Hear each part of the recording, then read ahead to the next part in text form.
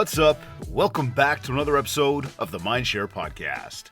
This is the show that cuts through the noise, says what everyone else is scared to say, and gives you real strategies to work smarter, build mindshare, and actually make money in a world that feels like it's coming apart. I'm David Greenspan, and today we are going way off the beaten path. Not because I want to stir the pot. Well, actually, yes, it is. But also because we're all living in this crazy world right now, and we're pretending everything is fine. Well, that's just not helping everybody. I know you feel it. I know I feel it. I know our clients feel it. Canada really is not the same place it was 10 and even 5 years ago. And 2026 is shaping up to be a year that nobody can afford to just, sort of like bypass, just sleepwalk through.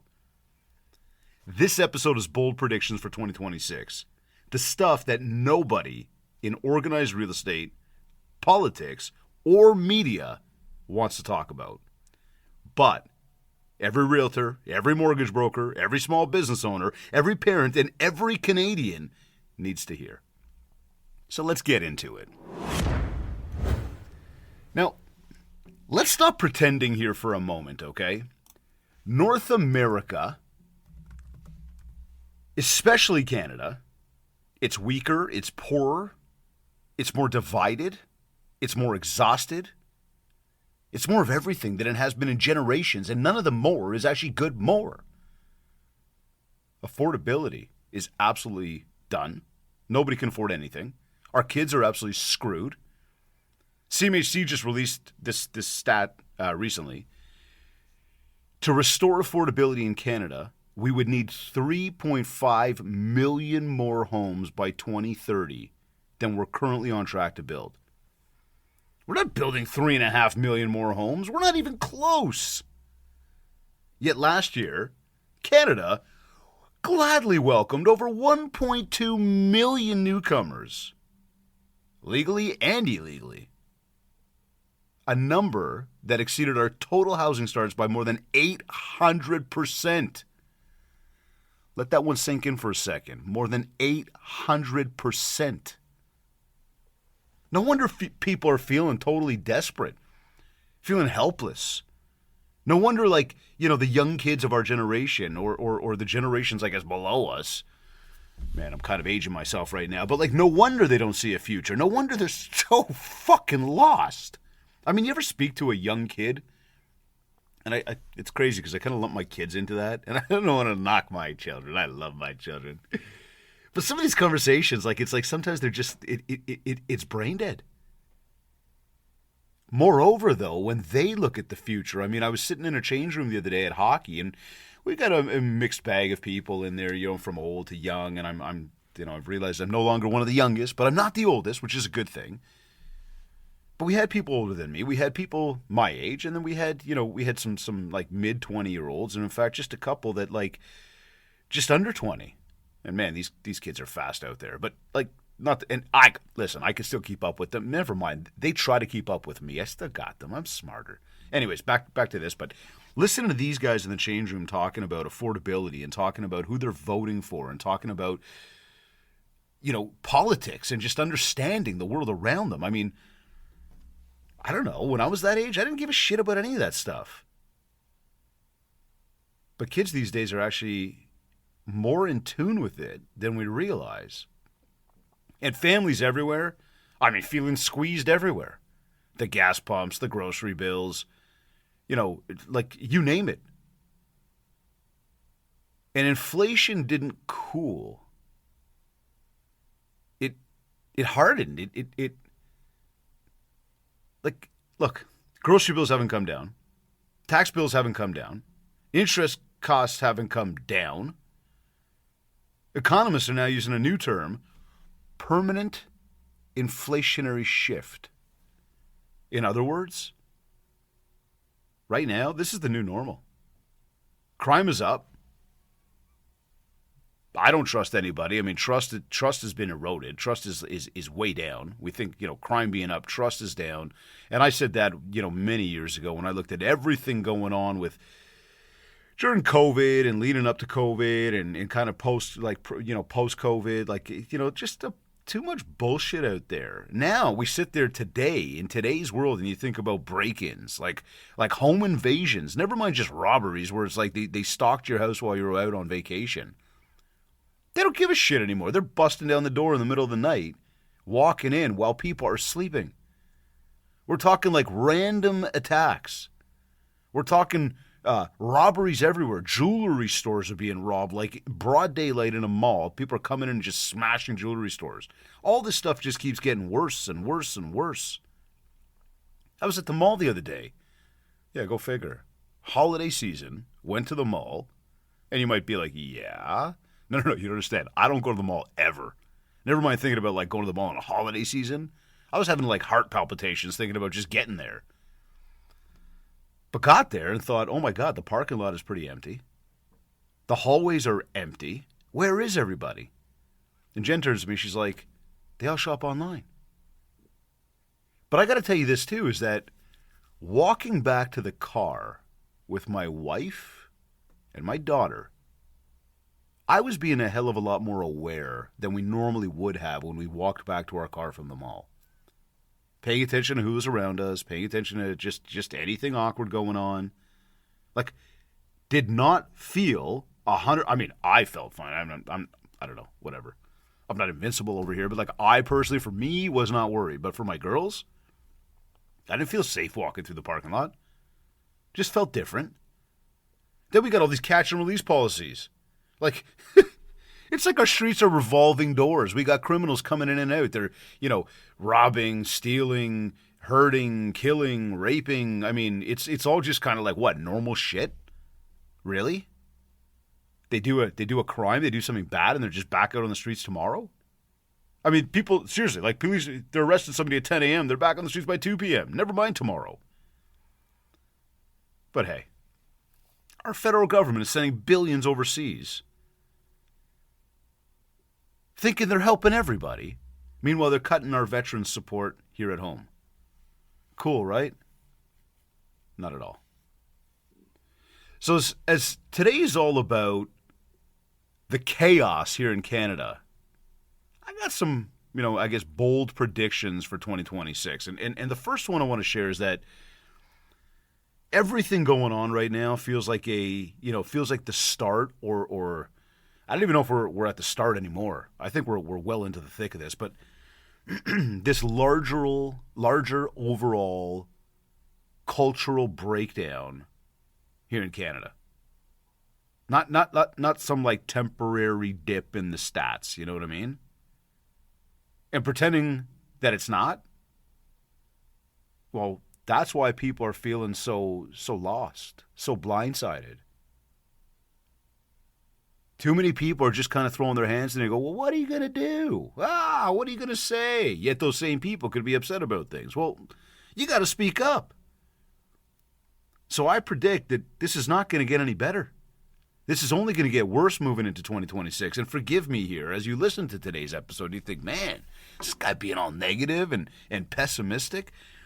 No, I'm being fucking real over here. Like I'm telling it as it is right now. And it's important that we talk about it. It's important that we open our eyes to it. And I know and you know our eyes are open. People are paying attention. People are listening. People are struggling. People are worried. But way too many people aren't doing anything about it.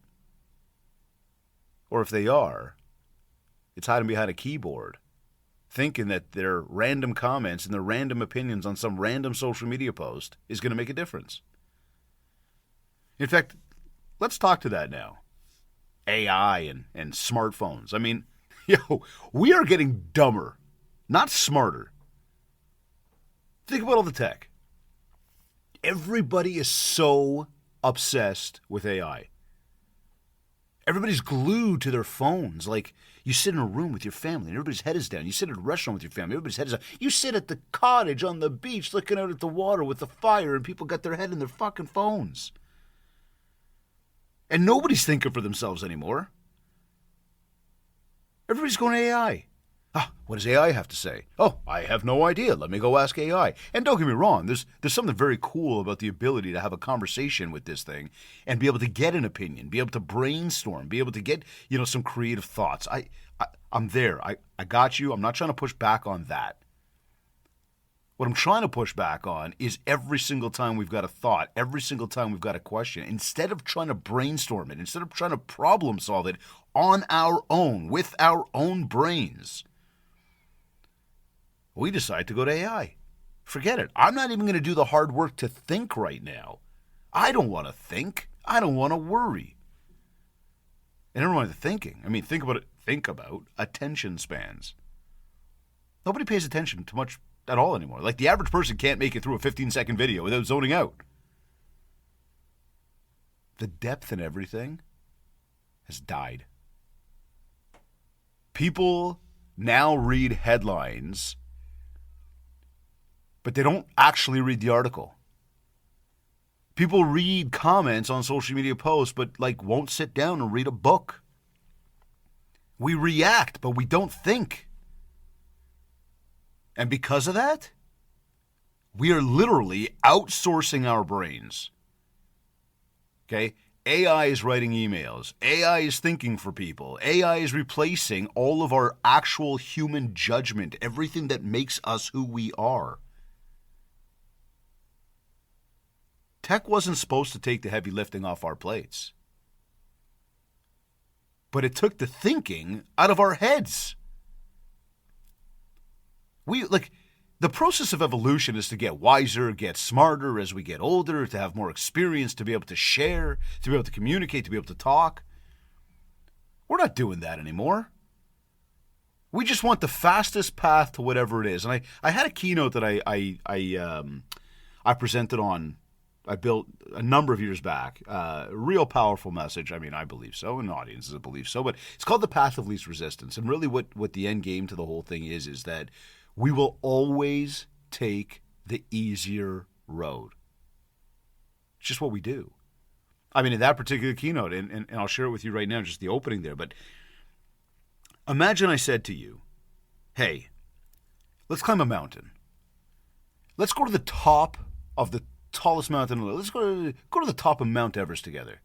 And you're thinking, oh man, that's quite the adventure. I'm like, yeah, but it sounds cool, right? And let's just say you're on side with the whole thing. You're like, you know what? Yeah, it sounds like a great idea. I'd love to go to the top of Everest. I'm like, all right, listen, we got two options here.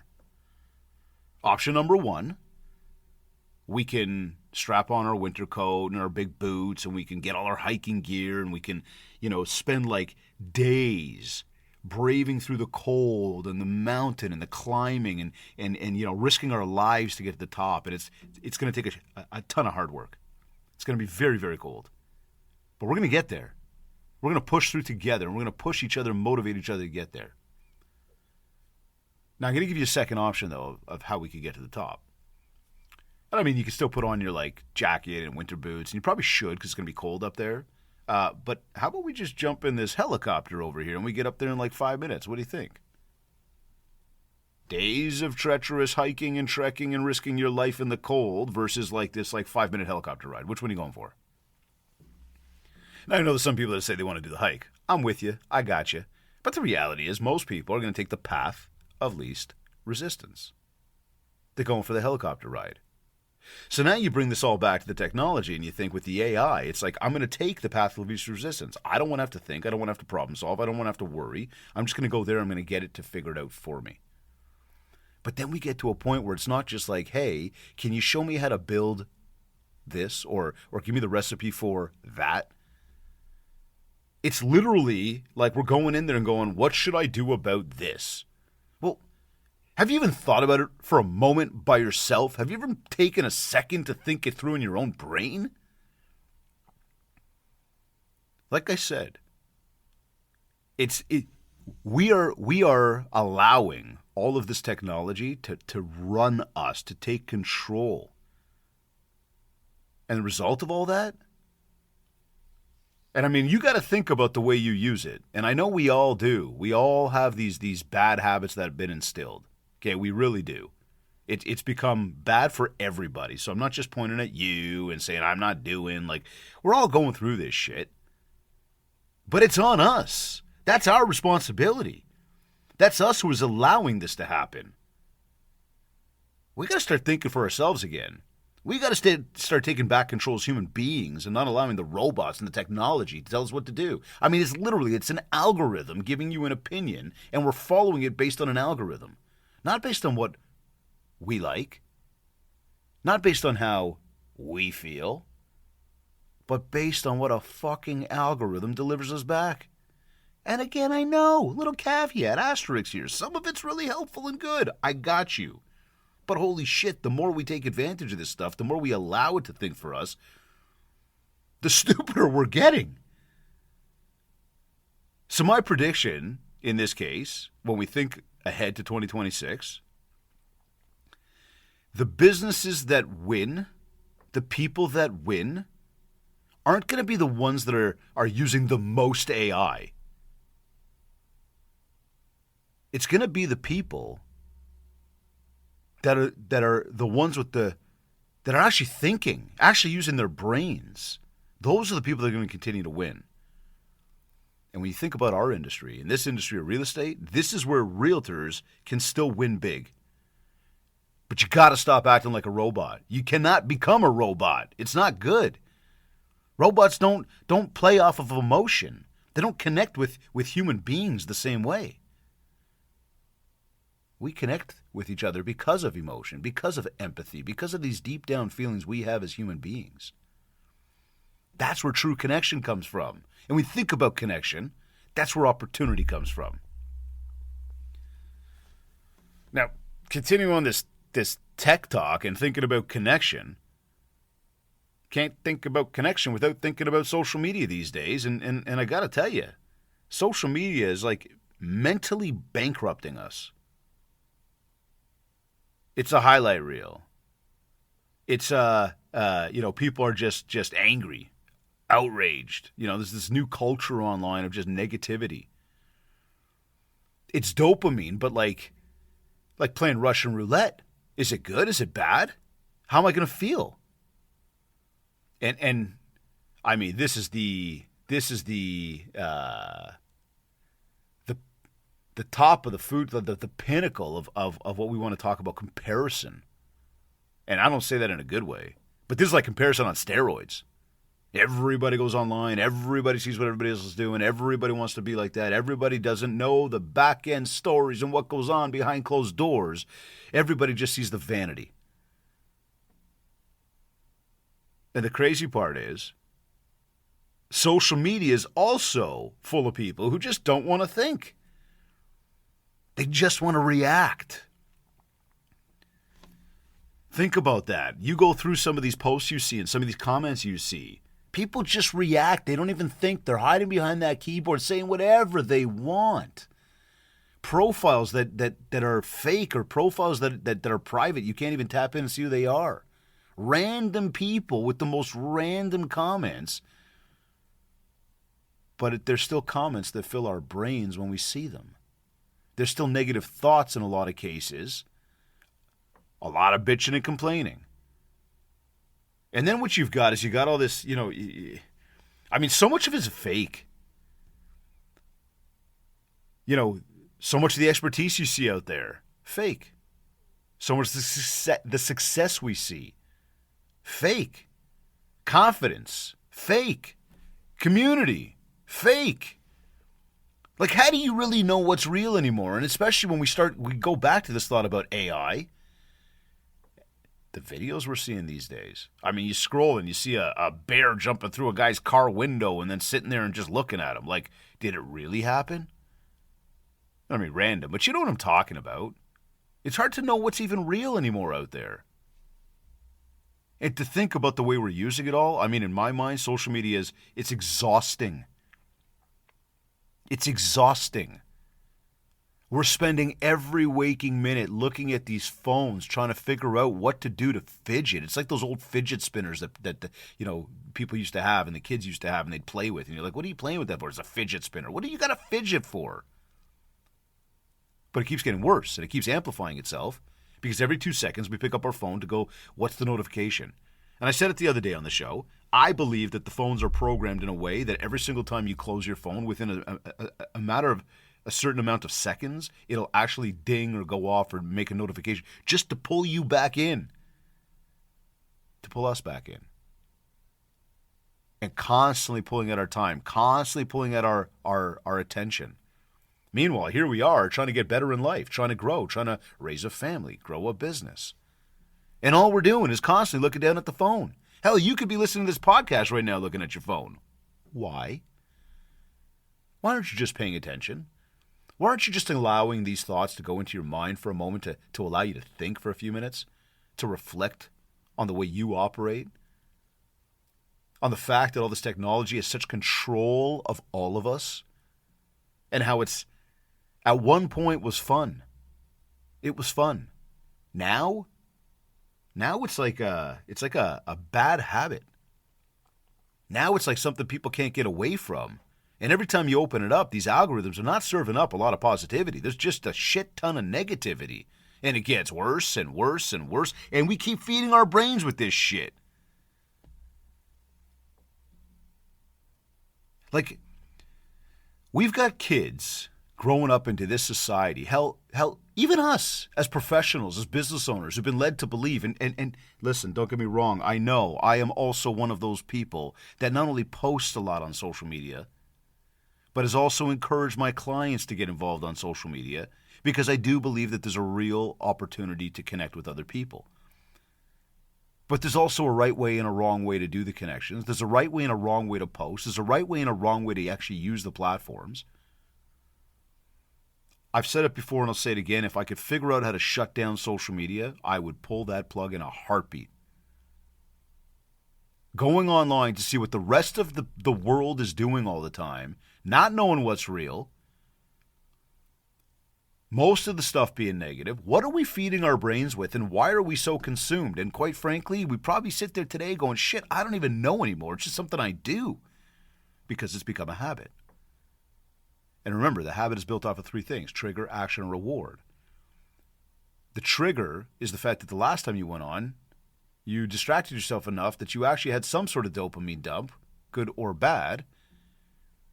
And that actually, again, triggered you because you want that feeling again to take action. You take the action, you get the dopamine. And then all of a sudden, again, same thing happens over and over and over again. We got to take control of this. Social media has got to be a line item in your schedule so you know what time you're picking it up, what time you're shutting it down, and the fact that you're not going to look at it at every waking moment in the day. Because it's literally just wasting time. Like a shit ton of time.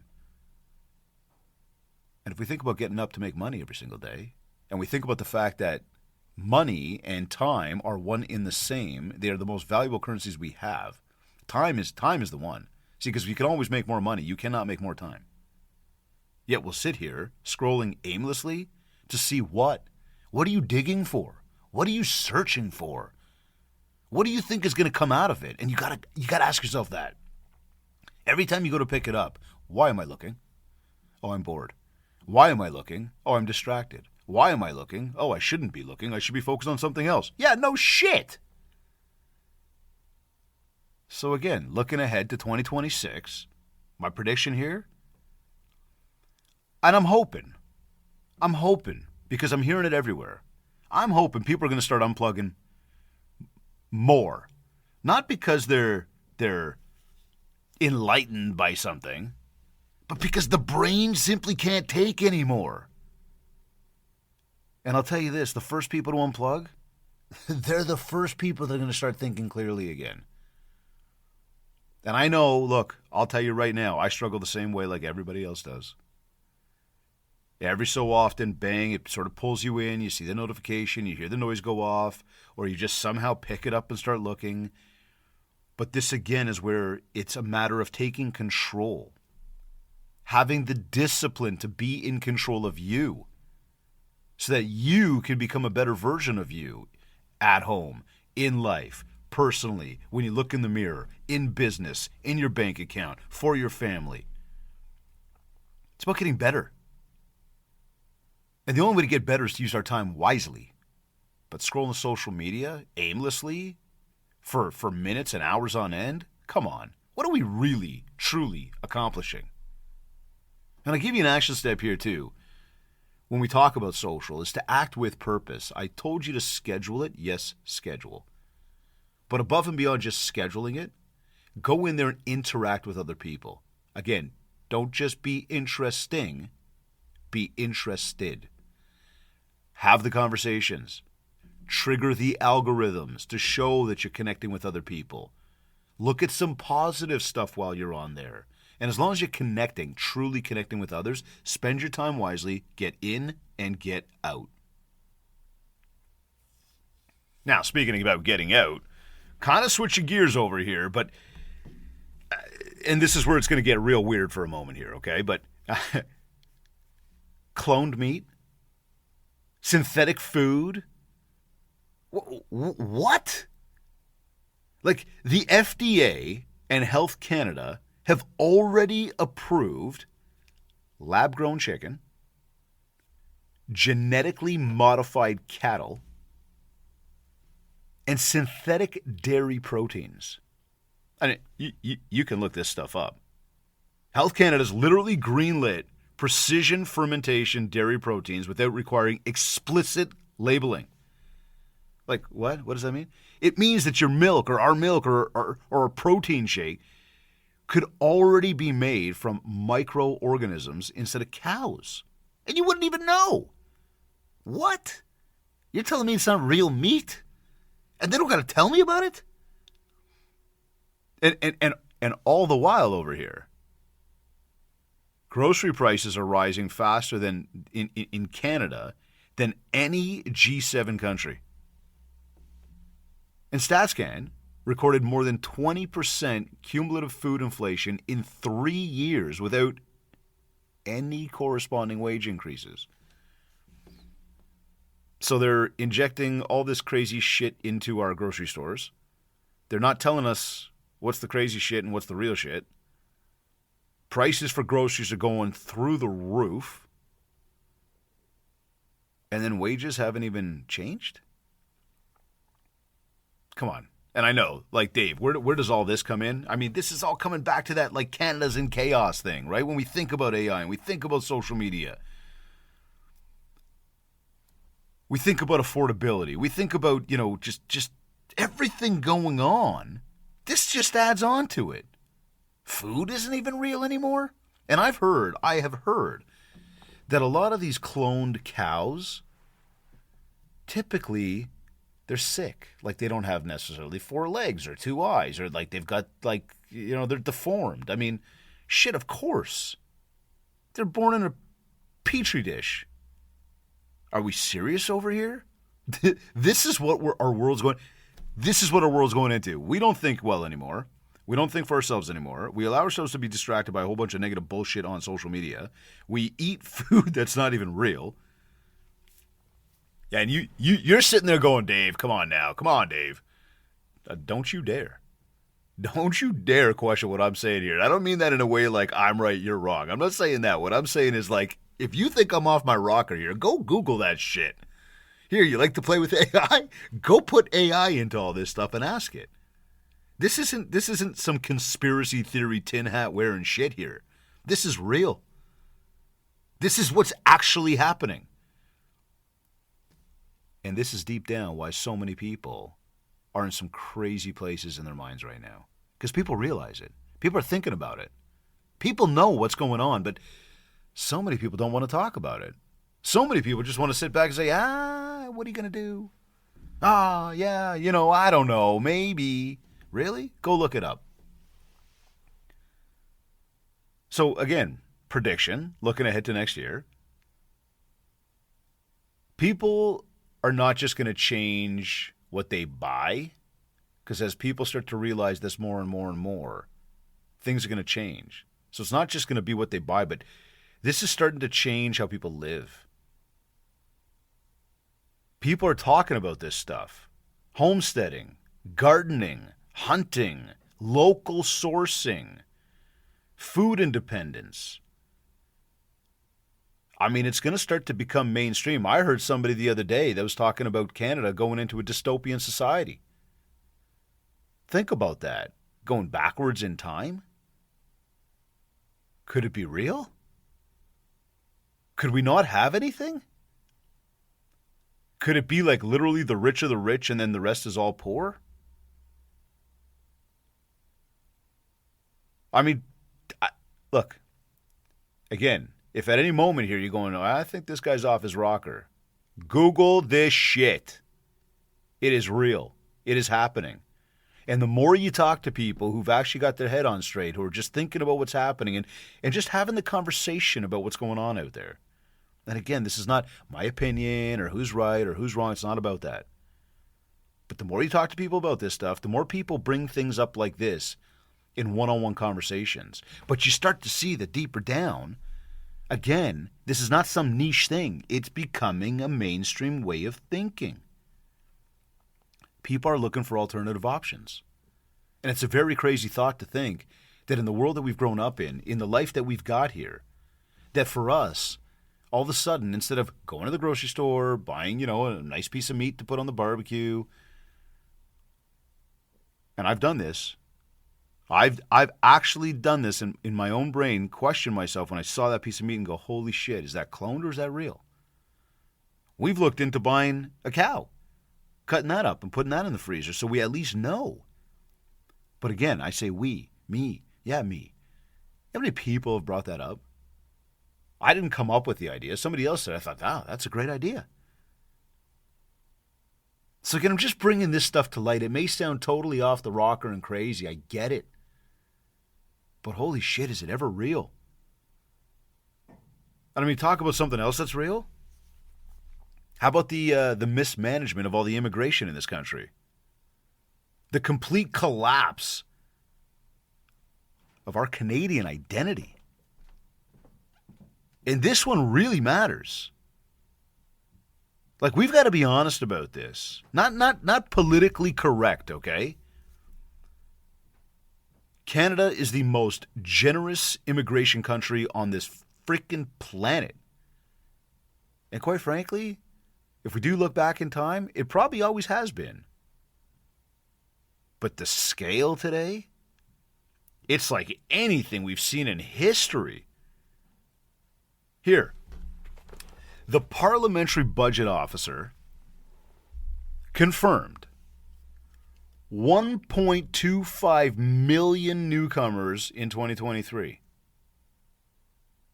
Another 1 million in 2024. A million plus in 2025. Yet here we are with housing starts, like barely cracking 220,000 per year. Like, the gap is not sustainable. It's not possible. And on top of it all, and they've said it. They've come out plainly and said it. There is no serious security screening. There's no system for it. There's no system to scale it properly. It's unbelievable when you think about the droves of people coming in from all over the world, everywhere. And all they got to do is go to an app and put their name in there and click a button, and now they're in. I mean, we've seen border officers speaking very openly about all this stuff, publicly. The Auditor General confirmed major holes in the IRCC screening capabilities. They just don't have the capability to do it. So what are we doing? What are we allowing all these people to come in for? And look, understand me, this isn't about anti-immigration, because we could argue that we all are descendants of somewhere, from somewhere.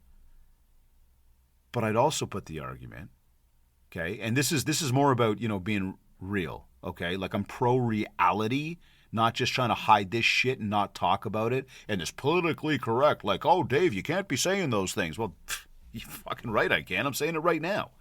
It's bullshit. We got to close the doors. Enough is enough. When you bring in more people than your economy, than your infrastructure, than your hospitals, than your schools, than your housing can handle, you get chaos, you get resentment, and boy, you can tell I have a lot of resentment. You get, a culture that just erodes, and you get a country, this country right here of Canada, this once great country of Canada, that I can tell you I was incredibly proud to say I was part of. Patriotic. I got Maple Leafs tattooed on my body. This country no longer resembles itself. You go out to tourist attractions, and not that we go tourist sightseeing stuff, but like when you go to like major busy places that attract people, it is now 100% tourist. And you might be like, dude, that's what they're for, tourist attraction. No, I got you, but you know what I'm saying. Like you go to any public place, even if it's not a tourist attraction, but it's something like you would normally go to do to have fun. You go there, you tell me, does it look the same? Does it sound the same? Do you feel like you're at home? Do you feel like you're part of the, you're with other fellow Canadians? No. It's completely different. And most of the people coming in, they're not here to assimilate. I mean, we're seeing it all the time. They're burning flags on our streets, yet for some freaking reason we're raising their flags. What are we doing over here? They're disrespecting our culture. They're disrespecting our laws. The crime, the crime. I mean, there's the umbrella statement to it all. Think about the streets, driving down the street. People don't even obey the same laws on the road anymore, and you can feel it when you're driving on the street. People are angry. The humanity is gone. The respect for one another is gone. The give a shit factor is gone, and the way we operate with this culture in Canada, it's gone. It's non-existent anymore. It doesn't feel the way this country should feel. It doesn't look and sound the way it should look and sound. And again, if you're thinking, Dave, this is off base, no, it's not. We have two languages in this country, English and French. I get it. People come in, they speak a third language, a fourth language, fine. But when you are in public places or out and about, what would be the problem with trying to learn the language of the country that you came to? For safety? I don't know. Why'd you come? Why did you come? Oh, I know why. Because when you come, especially when you come from a different country, you get to get coached on how to take advantage of the system here in Canada. And in Canada, because we're such nice people, we give everybody everything. Everything. You can get health care, you can get benefits, you can get child care, you can get dental care, you can get all this care, you can get all these benefits and all this money. Yet we got Canadians struggling to pay bills, struggling to put food in their fridge. Look, prediction here. Immigration, which in my mind already is, but will continue to become the number one political issue here in Canada.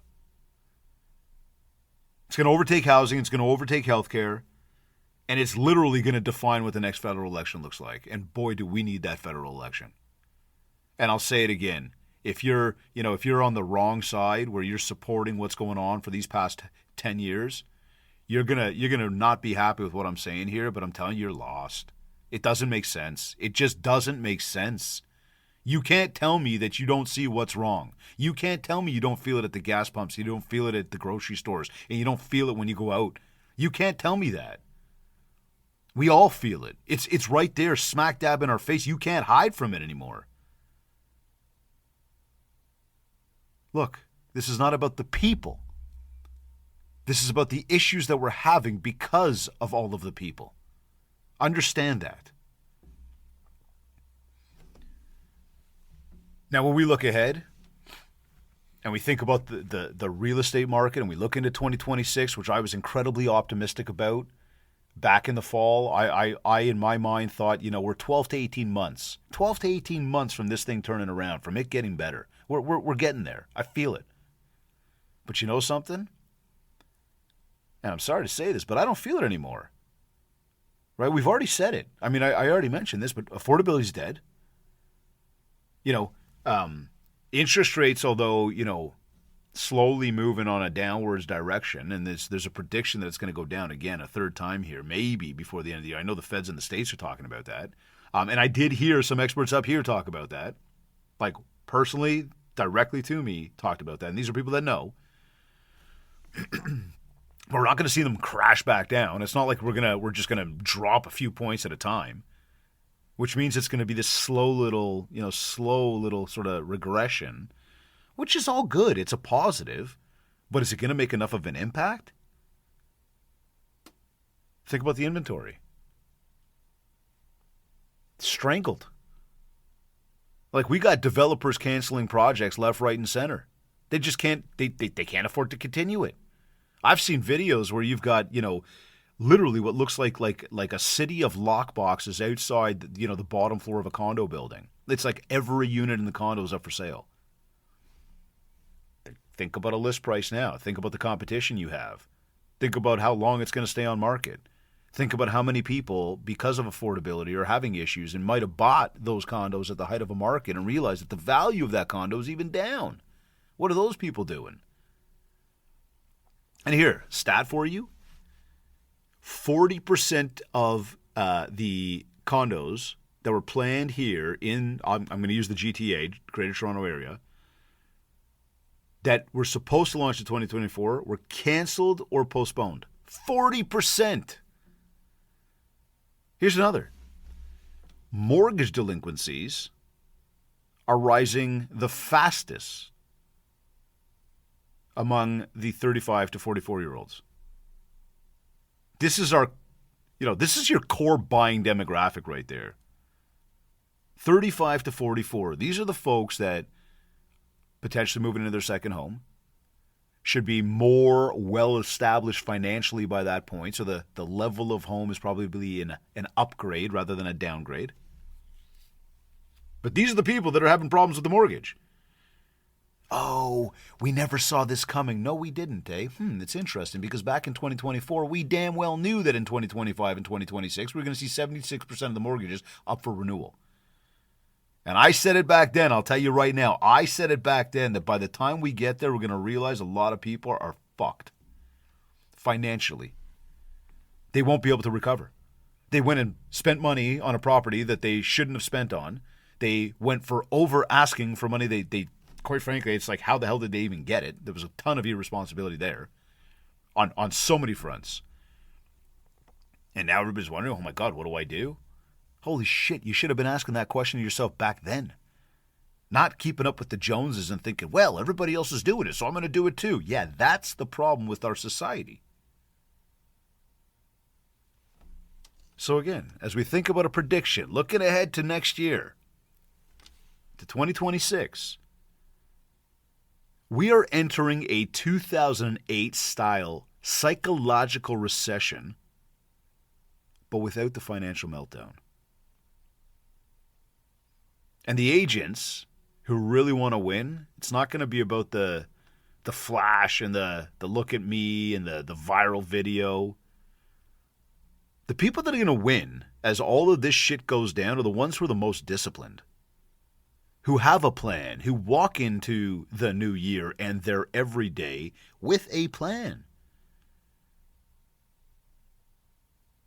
The ones that are going to do the work, the ones that are going to stick to that plan, that are going to put the distractions away, that are not going to let AI and social media run their days and eat at their time, but that are truly going to think about all these issues, how to deal with them, where to go from here, how to survive. All right, let's take a real quick commercial break here, because I've been on a tangent. I know that, but this episode is brought to you by Kids Keep in Touch Systems, where consistency, strategy, and real connection still beat all of these algorithms, all of this AI, and all of this chaos. We're talking newsletters, we're talking CRM, we're talking keeping in touch and creating real connections with real people in your real database who drive 70 to 90% of your business. REM Real Estate Magazine. This is truly one of the last places still doing real journalism in this industry. You want to know what's going on in the Canadian real estate industry? Check out REM Magazine. And of course, our friends over at Revel Realty, a brokerage that is built on leadership, not politics. As always, support the partners who support our sanity. All right. Talking to what I just kind of came off of here when we talk about the real estate market and affordability and you know, we've got, and I just mentioned about connection. We've got this breakdown happening amongst people, amongst humans, okay? Ghosting, flakiness, lack of accountability. I mean, let's talk human behavior here for a second. Not that we haven't really been doing that this entire time, but like people don't call back. People don't keep their word. People ghost you after you invested time, effort, and attention. Why? Why? Because nobody wants to disappoint anybody? But I'd say it's because nobody wants to take responsibility.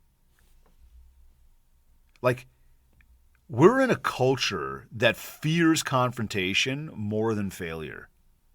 And it's interesting because you got the keyboard ninja who will sit behind their keyboard, behind their screen that you can't see. You don't know who they are, where they are, and they will make comments and say absolutely very wrong stuff.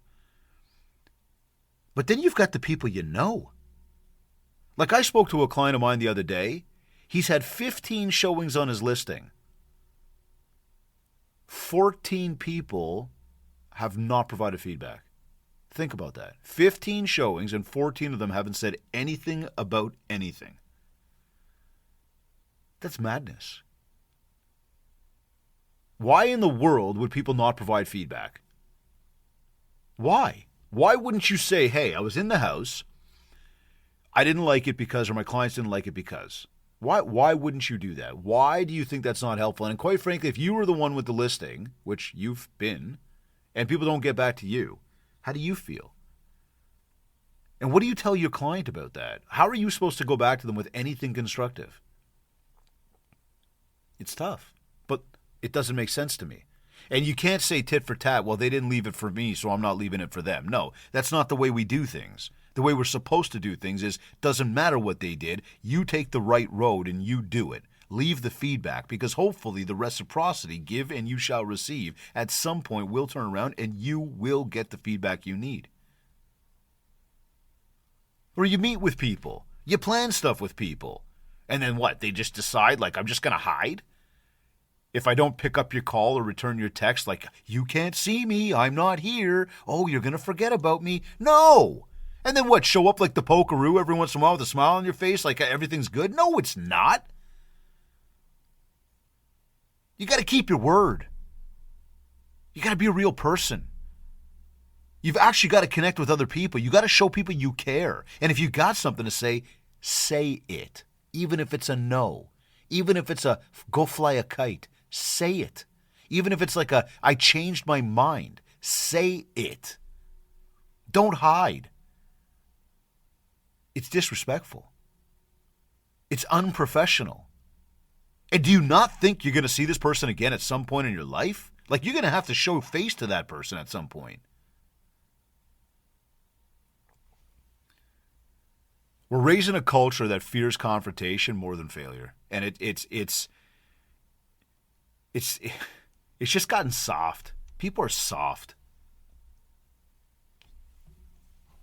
So here, what are we predicting here? Well, I'd say this. The people that communicate clearly, the people that follow through on their word, because it used to be that. I mean, you go back in the day, and you go back to like the 1800s, and you think about this, okay? When somebody shook somebody's hand, that was the deal right there. Your word was your everything. And quite frankly, back then, if you broke your word, they actually killed you. It wasn't a joke. Like, you either went to jail forever or like they killed you. Now, I'm not saying we go down that road. By no means am I suggesting that. But what I am saying is, why did that change? Why did it change? Why do we think it's okay to not keep our word? To not own up to what we said we would do? So I do believe that the people who do communicate clearly, the people who do follow through with their word, honor their commitments, they're the ones that are going to dominate in the years ahead. Like, if you want to stand out in the new year, return your calls. Do what you said you'd do. Stop disappearing when things aren't comfortable for you. Think about how being reliable is actually a competitive advantage. When you follow through on what you said you would do, you put a level of trust into people's minds about who you are and how you operate that they remember. And they will remember. And that's positive mindshare right there, because when they remember that you actually pulled through, they're going to remember you for the positive and they're going to call you again. That's where opportunity comes from. And then it's other people saying good things about you to other people. That's where we're going in the new year. That's where we need to go in the new year. So as we talk about the new year, what do we do? What is the comeback over here? How do we get back to where we need to be? Okay? And this is where I want to, as we've been in this plane ride together for the past, whatever it is, 45, 50 minutes now, and it feels like we've just been in this nosedive, you know what I mean? Like, just Dave, man, this has been like pure, like just negative. No, it's been real talk. Let's be there, okay? This is not about negativity. This is about reality. But I realize it feels like, we're just fucking crashing and burning over here. So I want to pull the nose back up. Okay, I want to level this plane out a little bit here. Because, things do look real dark. But we got to remember, we're not powerless. We have all the power within us to make a change, to make a positive impact, to impact the people around us, and most importantly, ourselves. Because when we impact ourselves for the positive, we will be able to make the positive impact for others around us. So,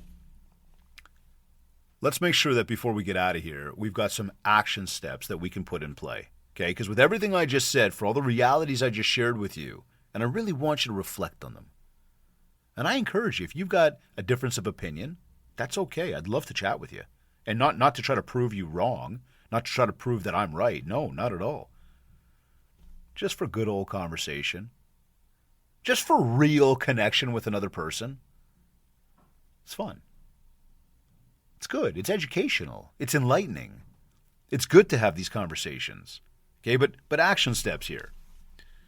Number 1, protect your mind. Okay? Cut out all the shit that's coming in that's negative. Our brain is not designed for 700 different opinions from different people who don't even mean anything to us every single day. We got to protect our own intelligence, our own minds, okay? The next one here, we've got to build a real life community again. Like, I'm talking real people.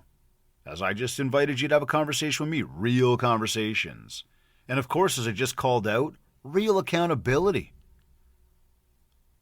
Like a real life, not this fake shit online, not this fake stuff with the robot, but real life, real people. Number 3, as we think about the market and as we think about doing more business for the new year and really making it all we can, outside of all the shit going on out there, become the local specialist.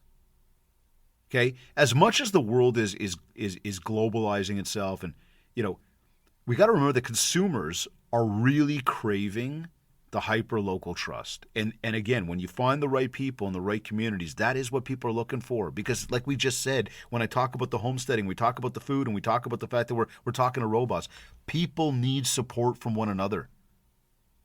And when you can find people that you trust and find people that you can collaborate with, that's a special thing. Speaking of people, number 4 here. Double down, like hone in on, like zero in, lock and load on your database. Okay, not just followers, not just random strangers. I'm talking about your people. They always have always will deliver 70 to 90% of your business, your income. And as the world is getting crazier out there, the more we're thinking about all this technology and trying to hone in on strangers. I mean, we're seeing people on Facebook Marketplace getting pepper sprayed and beat up over God knows whatever else they were selling. Like, it is wild. I talked about the home invasions and the robberies and the jewelry stores and you name it, the crime. I mean, think about it. The more we can tap into the people we know, the more there's already established trust. And we're all craving it. Now, even more importantly, number 5 here. If you have children, train them well.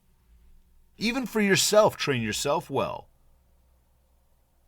To think independently, to think on your own, to think with your own brain, to evolve in the better version of you rather than allowing the robots to take over. I mean, hell, we all know schools aren't doing it. The shit they're teaching over there is absolutely absurd. I don't even know if it's worth my kid going to post-secondary education. In fact, the other day I was looking this up. I realized I was looking at this one particular school down in the States for my son.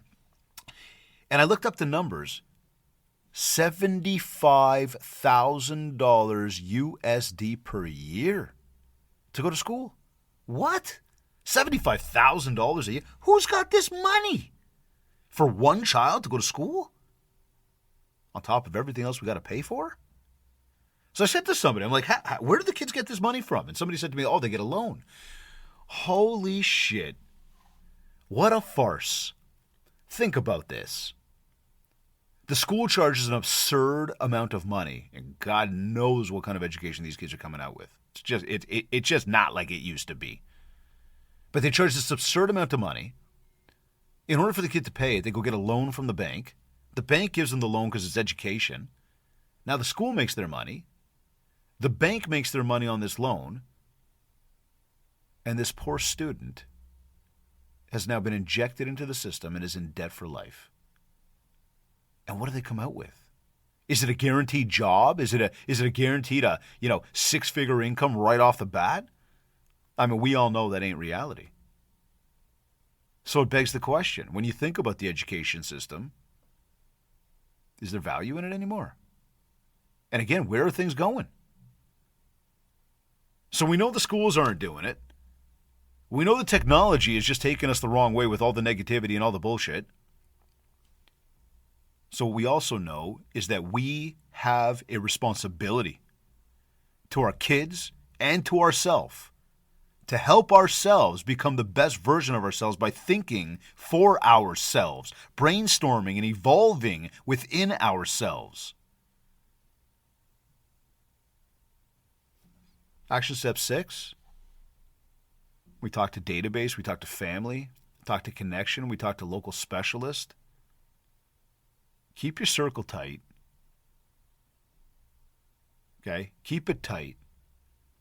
Because influence, good or bad, it can be contagious. And if you're with the wrong group of people in the wrong circles feeding into the wrong shit, or you're on the wrong channels on social media, the algorithm's wrong. Your mind is going to be wrong.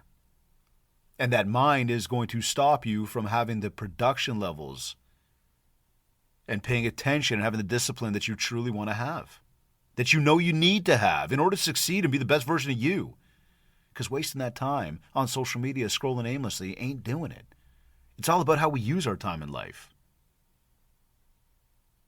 And speaking of how you use your time, we'll go for number 7 here, lucky number 7. Build MindShare and do it intentionally. Do it through repetition. Do it through consistency. Do it through clarity. Do it through presence. It's about building that positive mind share, again, about what people think about you when you're not around.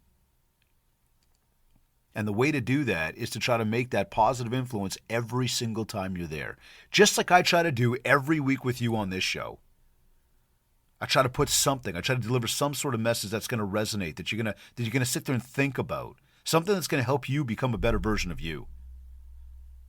See, because when everything gets louder and noisier and more chaotic, the consistent voice, and again, consistency is the magic ingredient to achieving anything you want in life. The consistent voice is going to start to become that safe place. Not the noisy, but the place that people want to gather around, that they want to be near. Look, I'm not saying 2026 is just like total doom and gloom over here, okay? But I'm saying that it's a turning point. There is a storm here right now. Systems across the board, from federal governments to internal industry politics, they're shaky. We talked about the internal industry politics last week, and if you didn't catch that show, go back and listen to that one. But people are tired. People are exhausted.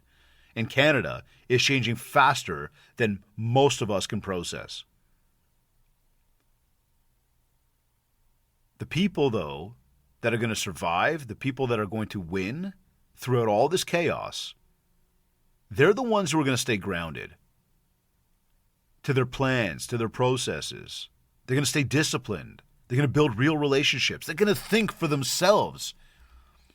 And we're going to refuse to outsource our judgment to technology, to headlines, or to these crazy politicians. Unfortunately, because I know some of us, what age would you go back to? What era would you go back to? We don't get to choose the era we live in. We don't. I mean, I think the 70s looked like a blast. The 80s, that's kind of when I grew up, but I was still a young dude. 90s were a lot of fun. When all this tech came in, that's where shit got all messed up. Anyhow, we only get to choose how we show up. And that's the choice we need to make. If this episode hits you, and I imagine it did, please keep me posted on it. Get in touch with me about it. Let's talk about it. And please, by all means, share it with somebody you know. As well, if you haven't yet, I would be grateful if you could leave us a 5-star review on Apple, Spotify, iTunes, whatever. Give us a shout out. It means a lot to me. It means a lot to us, and it helps the show get seen and heard by more people. And people need to hear more of the truth, the way we're spitting it, without the filters. Anyhow, I'm David Greenspan, reminding you to build MindShare, because MindShare equals market share. I'll catch you next week for our final episode of the year. Thank you for tuning in.